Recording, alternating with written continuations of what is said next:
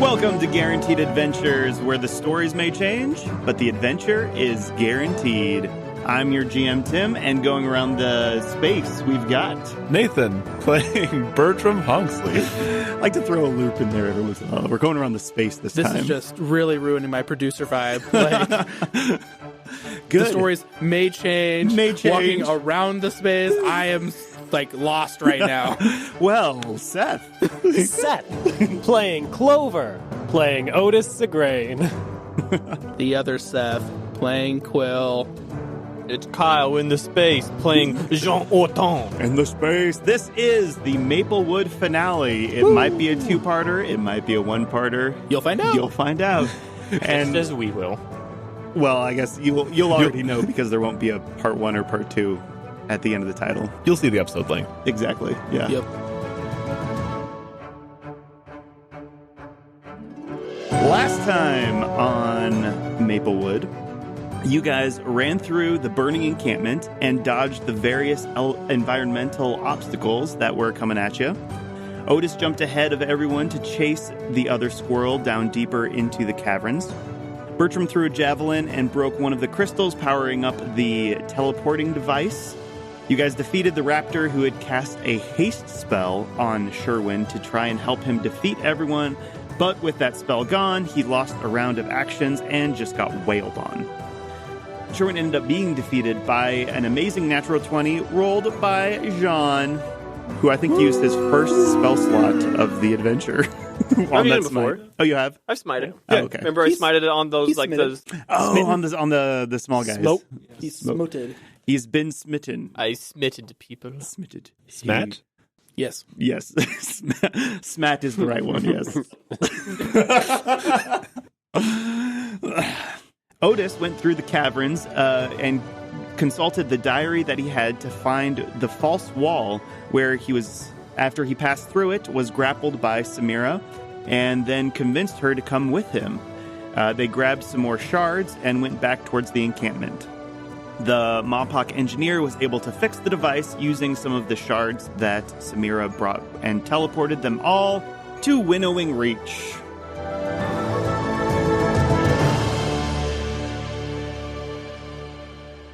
You guys teleport onto this pad that is right in the center of the town hall. So you can see, looking around you, it's a very tall wooded building made out of wood. Everything's very polished. And you can see on the floor, this is a very new construction that was added to the town hall. It's right in the middle of the lobby. Was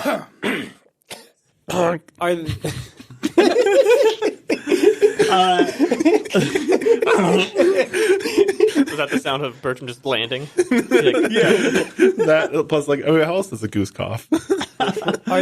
Is there anyone around besides us? There are a couple of people who kind of turn and look at you. There's not very many people, but Samira immediately goes to you, Otis, and says, "All right, you just need to follow my lead, okay? I'm part of this organization. Just follow my lead, okay?"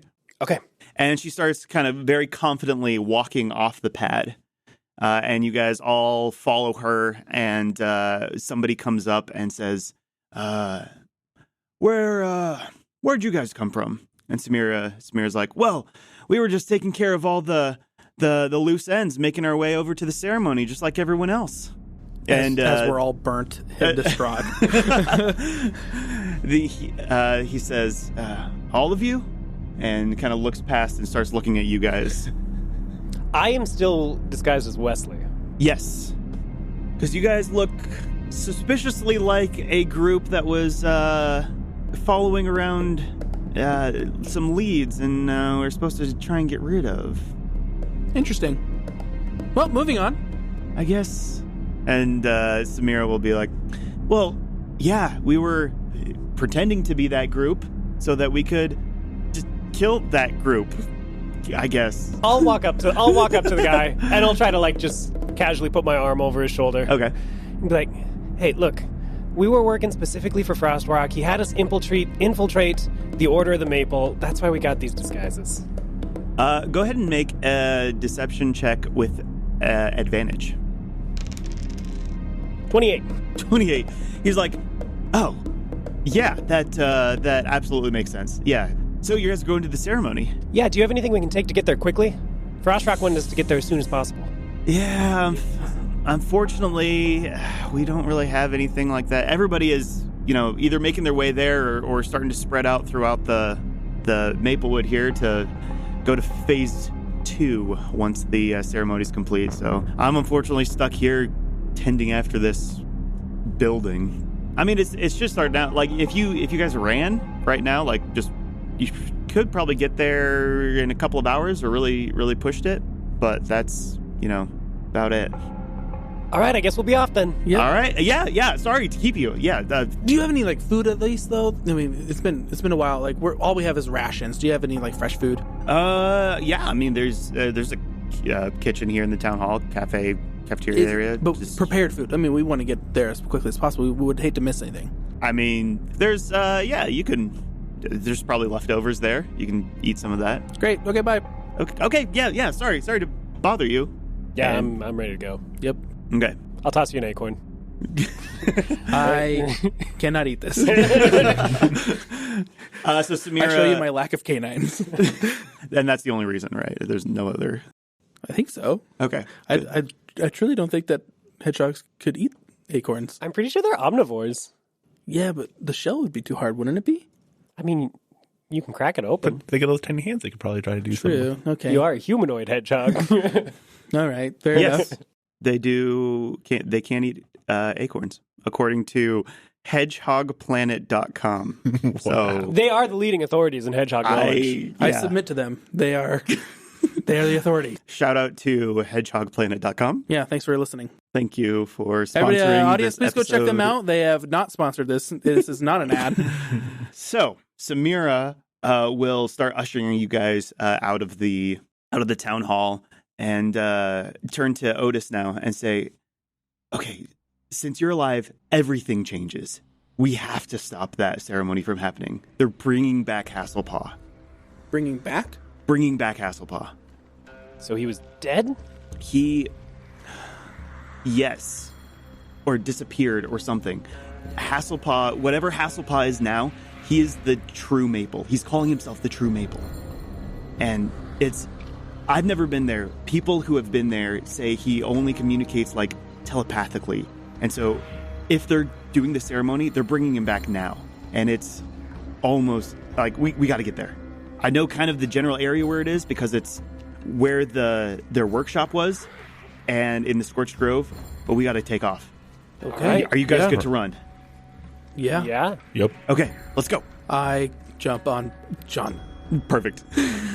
I'm guessing in the antlers where you typically are. Okay. I would be very slow. As you're running, you didn't really have a chance to kind of take a moment and feel take a look at your surroundings. But now that you're just kind of running or jogging, you start to feel this heaviness that you haven't felt anywhere else in the Maplewood. And Jean, Bertram, and Quill, you always kind of felt this connection to the Great Maple, being part of the Order, being trained, being that there's kind of a spiritual connection there, and it's in and out now. There's times where it's there, and then times where it's not. Otis, you start to feel this warm kind of sensation right where you put the signet of the maple leaf. Okay. And if you take it out, it's not hot, but it's kind of it starts to be a little uncomfortable. Yeah, I guess I'll take it off. Okay. It's not enough to burn you or anything, but it's just there. And you can see on it, as you're kind of running along, you look at the back where you carved in something, and it's kind of starting to close over and almost heal itself. But it's still readable. It's still there, but you can tell it's oh, that's not as crisp as when I first. Did you pick up any of the shards? I don't think so. No. No. So Samira has all them all in a bag. Wait, do we still have the raccoon with us? The do we have the raccoon raccoon with us? took off when he heard food. He just kind of went off that way. taking the shards with him? Or do no, we have the shards? Samira had them in a bag. Great. And she just gave him what he needed to keep going, or to fix the device. Fix what I broke. Exactly. Fix Well, what that's a loose Bertram- end. Don't mind the times of the raccoon in the essence. background. So Winnowing Reach is a very densely forested area. And so you are starting to run through that area, and then all of a sudden the trees just end. And you are crossed immediately into the Scorched Grove.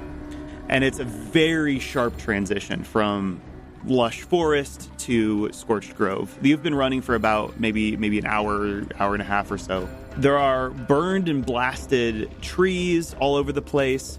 There are like kind of foundations of huts are kind of scattered everywhere. Pieces of polished wood that shouldn't be there are just kind of like strewn about, and everything is just charred. But it's all kind of looks like it's been blasted from one direction. So, and you're going against that direction. How close are we? Samira takes out a map and looks at it. It's like, probably another 3 hours. It's probably going to be about midnight when we get there. I hope that's enough time. We're gonna have to book it. Yep. Yeah, I guess we better keep going. Otis, could you how do you know her, and why is your name Clover?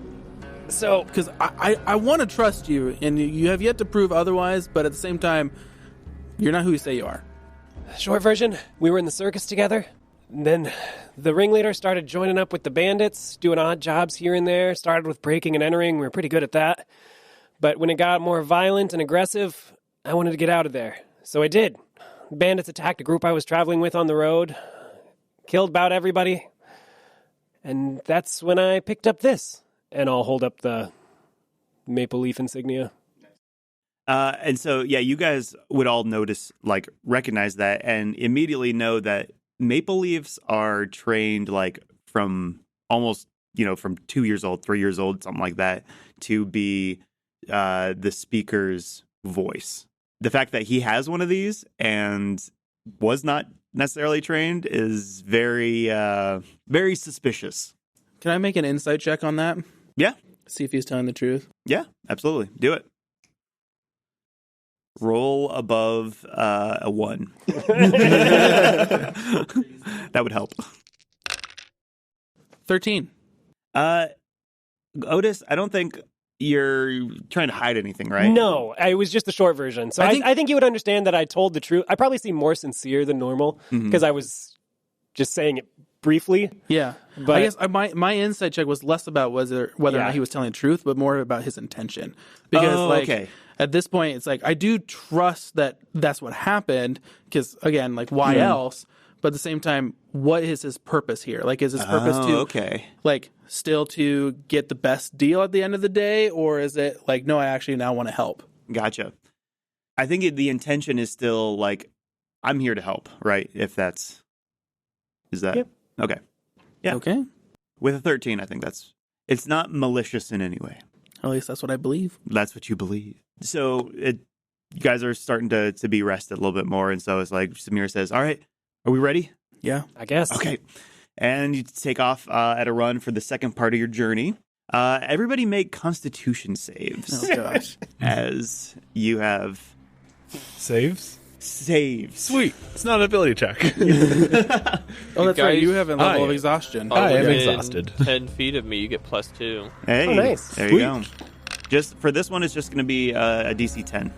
Oh, I had a 15. Okay. 13. I got a dirty 20 thanks to... Hey. I got a nat 20. Hey. That was solid. Jean with the nat 20s, always. It's amazing. Okay. So this next leg, you guys are starting to... starting to get a little tired, but you kind of fight off that little bit of exhaustion for this next way, and don't get a level of exhaustion. By the time you're ready to slow down again, you're probably about an hour out now, and off in the distance, you start to see kind of some creatures moving towards you. Once you're able to make them out, they're like skeletons and like swarms of ember bats and like an ash snake slithering through the grass. And like little bursts of fire that are here and there. Are we near the Scorched Grove? You're in the Scorched Grove. Okay. Yeah. And so this whole, like, as you've been walking, they're not really paying you any attention, but they're walking the opposite way from you. Walking back towards Winnowing Reach? Yes. And you can kind of see who's got probably the best. Well, you can't see it from this level. Never mind. As a perception, or? Well, yeah. You can make a perception check. It's more of a distance thing through the thing. But yeah, you can make a perception tall. check. You're tall. You can make it. Yeah. That's 16 for my check. Okay. 16 for Bertram. No. Okay. just no. So another nat 20. What? Oh. Perfect. So Jean, you're able to there's a clear line of sight, like magically through the trees, and you can see that probably about an hour and a half walk from where you're at now. There's the same kind of beings that are walking away from you, and you can see over there. It looks like the debris is cast away from you, so it looks like you're coming up to the epicenter of whatever happened, and so these creatures are walking away from this thing. Yeah. And there's trees around us? There are, but they're all like burned and downed. There are some shrubs that are there, and so like the fire went through really quickly. But new growth has not started yet, and what caused the Scorched Grove has been like 10 years. Bertram, something that you notice with your perception check is all around you. You see orange sap oozing from the injuries in the trees. Does it look familiar at all to when we saw the one machine used a while back? Yes. Is it the same as like our sapling too? Yes. We are getting close. We're about an hour away, I would say. Why are we stopped? This orange sap is interesting. It looks familiar. There's a swarm of ember bats that kind of comes down and like swoops, dive bombs you guys, and then kind of flies off. Do we need to take shelter? Yeah, They haven't been aggressive at us, all right? No. Besides, like that wasn't like really an aggressive swoop. That was just like That was just, animals just being animals. Right. And the skeletons you've kind of noticed, same with like the ash snakes, as they're passing you, they're looking at you the whole time until they lose sight of you, and then their heads kind of turn back around and keep going. But they never stop walking, never stop moving forward. Well, that's freaky. Well, I mean, I if they're think not, we need to hurry. yeah, if they're not paying attention, I'm not going to bother to cast like pass without a trace or anything. I mean, Yeah. Are you all ready to keep going? Samira kind of swings her bag in front of her and says, "All right, before we go, I have these extra shards that I took from the caverns. I don't know if they're going to work, but if the legends about Hasselpaw and Beckett are true, then they might be able to give you some kind of edge on whatever we're going to be facing here coming up." we'll Okay? take. I You mean, wanna- we'll take whatever we can get. Okay. She takes one out and hands one to each of you. As soon as you grab it, you are struck with a very strong memory. Quill, what's the memory that comes to your mind when you hold that shard in your hand? I think the first thing that comes to mind is the birth of my two daughters and how I would like do anything to protect them. Just realizing that was a reason why I stopped training. Like I didn't want to have them lose their dad. Right. And that just hits me with a wave of emotion, and then I think my memory switches to Jean and his wife and telling her that I would do anything to make it so that he comes back. And I think it's just this idea that like I would give a part of myself, if not my life, to make sure that other people are here. Yeah, I love that. So as those memories are kind of flowing through and coming up to the forefront of your mind, you get the mechanical benefit of having 2 legendary resistances. Okay. So you can pretty much just decide to pass a save or pass something like that. All right, sorry guys. Tim's my favorite GM now. Challenge accepted. Yeah, Nice. okay, well. Bertram, what is the memory that comes to Bertram's mind? So Bertram thinks back to some of his younger days when he was like training, like sparring with his father. Like his father teaching him the fundamentals of swordplay. He was kind of not quite into it, hence why he grew to like the club instead better than the sword. But he was still getting the hang of swordplay.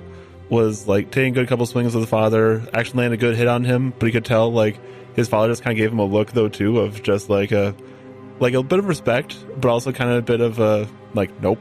Right, you done goofed. as he had done that, and I could just kind of remember just like feeling that, just like that presence or just that like aura he just kind of gave off. Yeah, in that moment of just like ooh, yeah, gives me chills. So as that memory is coming to Bertram's mind, and you're kind of holding onto that crystal, you now have the ability after you take damage as a result of an attack that's not like an area of effect or something like that. Even a spell, like if this is like a ranged spell attack or something like that, you can use your reaction to force the attacker to make a DC 14 intelligence save or take the same amount of damage that was dealt to you, but as psychic damage. Ooh. So kind of that same aura presence that your dad kind of has, like you goofed up. It's like you can project that onto your attacker. You can use this a number of times equal to your proficiency bonus. Okay. So I think that's 3 times. Yep. For you. Okay. 3 times. Jean, as you're grabbing this crystal, what is the memory that pops into Jean's head? I think Jean goes back to before Sherwin, before everything, to when he was training with his dad at the Moose Knights headquarters. Yeah. Where they were having their yearly or bi-yearly tournament. Okay. Of dueling and whatnot. Yeah. So he's just going back to that moment where he was the youngest winner ever. Anything specific from that tournament that kind of is hopping out, or just kind of the tournament as a whole? I think the just whole like experience? him just dueling people, just being in the arena. Yeah. Kind of just like that. The atmosphere, The atmosphere. Yeah. The arena. So as you're thinking about that arena, there's one specific time. It's usually like the championship match where you are fighting in a bramble cage, essentially, around there. And so that's like very vivid in your mind. And so you now have the ability to cast Spike Growth once per day. Clover / Otis / Seth. Clover sees the first summer that he spent with his dad. He grew up with his mom when he was little, and he went to spend a summer the first time he spent a summer with his dad, he traveled from town to town, his dad selling things, and he was just so charismatic and enigmatic that people would just do what he said, and they'd follow him, and they'd buy and sell things from him. It quickly became apparent that he was running cons, so I also learned how to do that. This is your father, right? Yeah, my father. But when it was just he and I traveling around, doing what we wanted, with everyone hanging on our every word, it felt like everything was ours, and all we needed was each other. And then I think I think in my memory, I kind of skip ahead to when I joined the circus and met Samira and Wesley, and we were, again, traveling around and doing shows, and we were the best at what we did, and it felt like all we needed was each other, and everything was ours. Nice. Kind of bringing a smile to people's faces that you kind of came into contact with, and putting on shows for people. Yeah, I love it. So yours kind of benefits other people. Like you can get a benefit from yours too, but as a bonus action, another character can regain 1 hit dice of health if they can see you. So basically, like they look at you, they get inspired by you, and they get to regain some health from that. And this can be used 5 times a day. A little bit of healing. More healing. Yeah. So you guys are all feeling these memories and the power of these shards kind of coursing through you. And so you guys can all take a long rest. Woo! You can have the mechanical benefits of a long rest. I only had 21 health. So I had 23. Thank you, GM. I had 45. Now I'm back up to 33. Don't thank me. Thanks the shards of creation. Thank you, shards of creation who are not real. All made up in our minds. That means I also recover my level of exhaustion? Yes. Sweet. You recover your level of exhaustion. So we feel the power? Yeah. I want to with the sudden surge of power, I'm feeling motivated again. I want to open up the diary and see if I can crack that code. If I can just read it now. Yeah. I don't know. Go ahead and give me another investigation check. I'll give you the help action by going, hey, have you ever tried just looking at it closer? Can I give him the help action by just picking him up? Does that give me advantage? Yes, the help action gives you Yeah, you guys can use I go, the combination between Jean picking you up and... Because I notice he's kind of going slower because he's trying to read this book, so I'm just going to pick up and just start running with him. Quill just like, that's probably an E right there. That was a lot better. That's a 19. 19. As opposed to the 3. My first roll. Yes, so the diary that you grabbed, one of the last entries had an encoded section at the bottom. Whose diary is this? This is Beckett's diary. Okay. Yeah. And we don't know what happened to Beckett. He's dead. You do know that he is dead. He said he died about a year ago when I was infiltrating the base. Yeah. Okay. Yep. So this is what that encoded section says. There is something you should know. I've done what I can to try and delay the true tenders, but I fear they've caught on. Hasselpaw is the true maple and must not be brought back. The information we had in our experiments was incomplete, and his soul has bonded with a creature of flame from the void. If you're able, find Samira. She can help. Wow, this would have been so helpful. Wouldn't that be great 3 days ago? to know? I mean, it's helpful now, but like... Yeah. Better late than never. Do you read that out loud? Sure, yeah, I read it out loud. Nice. Where is this Samira? Oh, right. We found her. Yes. Beckett and I were trying to stop as much as we could from the inside, but we could only do so much. How much time did you spend with Beckett?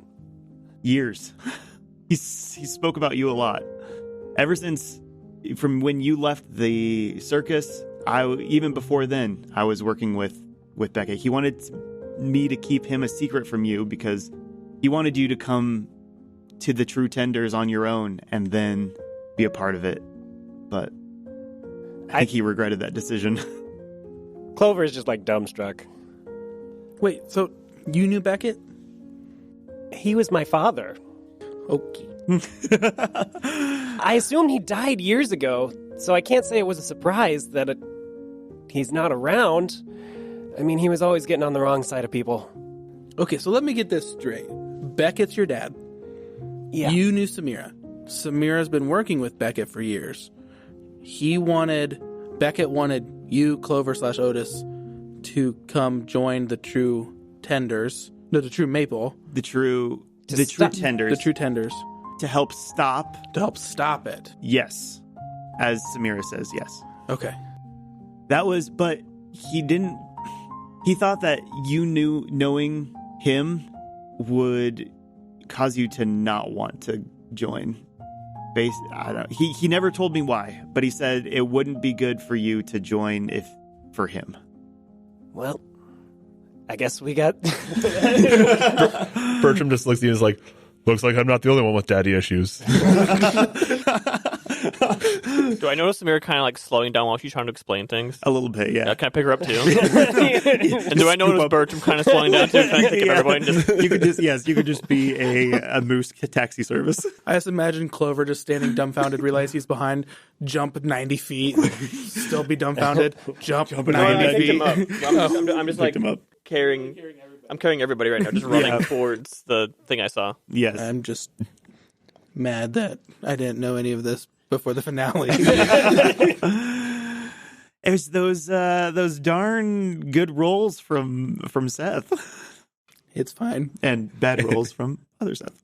Just keeping up my choice of being a bad roller, I guess. We may all have daddy issues, but now we have a bigger issue.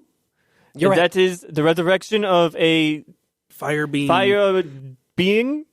I believe, as the wise man once put it, less talkie-talkie, more walkie-walkie. Who was this man? He sounds very wise. All right, let's keep going then. So you guys keep running, and as you're starting to get closer, that kind of loss of connection that you were feeling is much stronger now. And your maple leaf it's very hot, like way warmer than it was before. And it feels like it should be burning you, but it's not. What about the paper with the prophecy? The paper with the prophecy is just inert. You can start seeing, though, as you're kind of grounding this hill, it's in the middle of a valley. You've noticed kind of for a little while now, there have been a lot more structure debris in this area. And so you can kind of gather that this was once a really populated area. And kind of down in this valley between a couple of hills is this gaping portal that is just glowing with energy. There are, around it, this circle, are a lot of humble folk. There's some squirrels, there's birds, there's like raccoons, there's hedgehogs. Like every single humble folk in the Maplewood is represented here. And you can kind of see a shimmer around them as they're kind of encircling this portal in the ground. So we're like at the top of the hill? Yeah. And this is kind of at the bottom of the hill there. You also see, so you can see the very epicenter of where this explosion took place. But at four corners, kind of around this portal, you see four devices that each also kind of have a shimmer around them that are pumping energy into the bubble that's surrounding the true tenders. Are they mechanical or magical? Are they? They're kind of like the teleporting device, but they're not.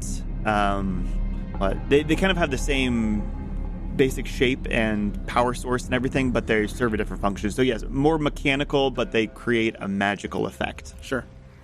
I don't like the look of those things. Should I go after those ones? I think we gotta stop this. And as you crest that hill, all of you hear at the same time. Ah, we have visitors, I see. Well. Is this audible? No, this is something that you're hearing in your mind. I'm going to turn to Samira and say, Samira, get out of here. Are you sure? We have the power of the shards on our side right now. We'll catch up with you later. Okay. I'll hand her a knife, too. Thank you. And she pulls out a short sword from her hip and do you want this? It's trade? Sure. Okay. And then she kind of... I like this new Otis. He's a lot more brave. A day ago, he couldn't handle skeleton birds. Now he's ready to go. So she scampers up a tree and jumps from tree to tree. And so you hear that voice in your mind again. It's like, have you come to witness the ceremony? And I'm going to talk to the voice I think we got to stop this regardless, so no, we're not here to spectate. Oh, you can try and stop, I suppose. And every once in a while, you can see either a skeleton or a swarm of ember bats or an ash snake pass out of the portal and drop onto the ground and start slithering away or flying away in different directions. Is the portal in the ground? Yes. So it's like a hole in the ground? Yes. And you said there's a bubble of tenders. There is a packet of tenders. A bucket? A box. Would you say there's 4 60s? How many can we buy for $5.99? Is there honey mustard? No, but there is, what is that, picante sauce? So the four devices are opening the portal? Or are they protecting the portal with a force field? Protecting that's kind of more of what it seems. Okay. It's protecting this ring of tenders that's around the portal. So we have to break the force field, beat up some tenders. You can start hearing some chanting, too, from the tenders. Want me to start pushing people in the portal? Can you hit anyone from here, Quill? How far away are we? About 90 feet. I'm more wondering if we can actually get through, if it's a force field that we can get through or not. Yeah, I mean, it has disadvantage, but it's a big thing. Yeah. I don't think I can miss. It just deflects off of this bubble and just kind of ping, and then sticks into a tree nearby. So these devices, are they a compass shape? Is it an X shape? It's a square? More, make a perception check. What is that, 5 or 6? Either way, it's not good. 5. Okay.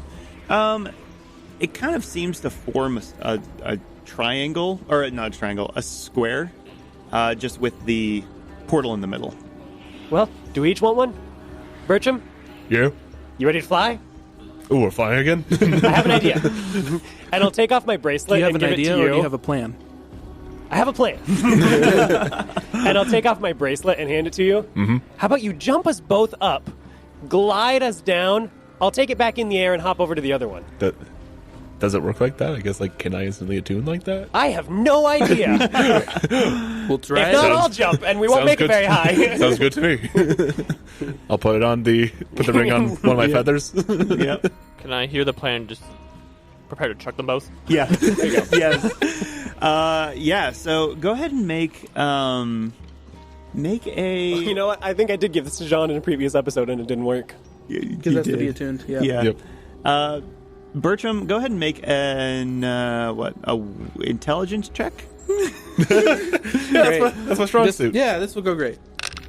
That is a 16, actually. A 16. Yeah. Nice. 17 minus 1, 16. So you put this on, and you definitely think, man, if I were a squirrel, I could really jump far. But if I believe hard enough that I'm a squirrel, maybe it'll work. And as he thinks that, I'm going to chuck him. Yes. So you're wrapped up with Clover. Yep. Yeah, Jean, make a strength check or athletics. Please fail, because that would be hilarious. 11. 11? Yeah. Okay. Yeah, so as you're kind of thinking that, like, I'm a squirrel. A squirrel can jump. It's timed perfectly to where you kind of jump, and Jean chucks you up, and you go, like, 15 feet in the air, and but you can start gliding. Yeah, I stretched Yeah, my... since we were up, I figured we didn't have to get too high anyway. Yeah. Because we're coming down a hill, right? Exactly. Yep. So I figure we can go to the far ones. I'll just glide with you until I can jump off. Oh, jump off? Okay, I was going to toss you otherwise. That's fine, too. I take the bracelet back. You'll have to toss me. Let me have that bracelet back. Oh, here you go. Great jump, Bertram. Thanks. Good jump. Teamwork. You go I knew left, I would. I go right. Let's do it. All right, let's all roll initiative at this point. Quill, 21. 21. Jean, 6. 6. Otis, 10. 10. And Bertram. 11. And I think before we get into the action, we'll end today's session here. I think, as it turns out, it's going to be a two-parter. Thanks for listening, and we'll see you next week for part 2 of our Maplewood finale.